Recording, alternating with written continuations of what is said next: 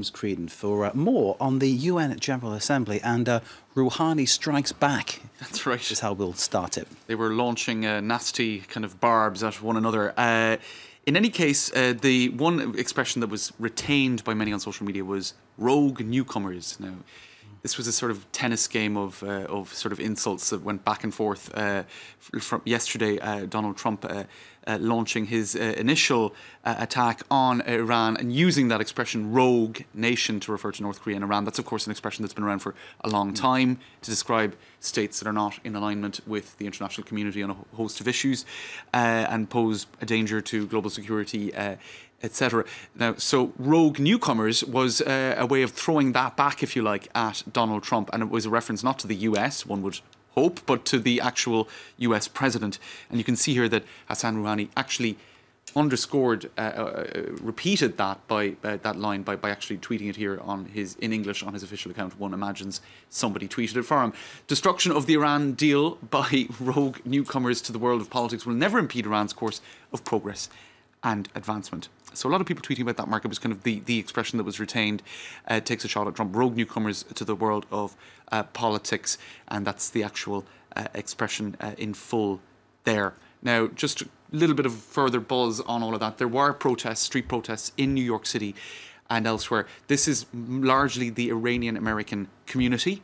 One would imagine they might have different political positions when you get into the nitty-gritty of it, but they are united in their dislike for Rouhani. Indeed, you see his sign saying "Free Iran." It kind of sums it all up, doesn't it? Exactly. So that hashtag was used today, no, with the number 2 Rouhani, in order to gather together those comments in that regard. So a certain amount of protest as well in the streets of New York today to mark Mr. Rouhani's speech. Okay, so staying with Iran, the translation of yesterday's speech by President Donald J. Trump. It looks like the Iranian translators on state TV were a little creative. Definitely creative. Is that fair to say? Slash just not translating at all accurately what was said. I'll give you a couple of examples. Now, his name was Nima Chitsaz, and what he said vis-a-vis the lack of accurate translation was, I don't think it would be nice for me to speak on national TV against my own country. This was when Donald Trump was speaking and being very critical of Iran.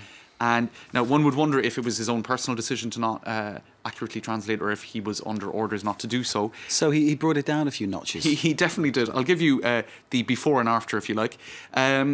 Trump accused Iran of being, quote, a depleted rogue state whose chief exports are violence, bloodshed and chaos.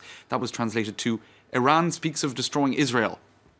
So that's not creative, it's just, I guess it's just completely inaccurate, right? Let's just throw in something that he might have said, but he didn't actually say, isn't it? That's it. Now, there was another one. Other than the vast military power of the US, Iran's people are what their leaders fear. Iran's people are what their leaders fear the most. Now, you would imagine that perhaps this is not something that the Iranian state broadcaster wants broadcast to Iranian viewers. So he translated that as the US army is a very strong army and the Iranian nation is a very strong nation.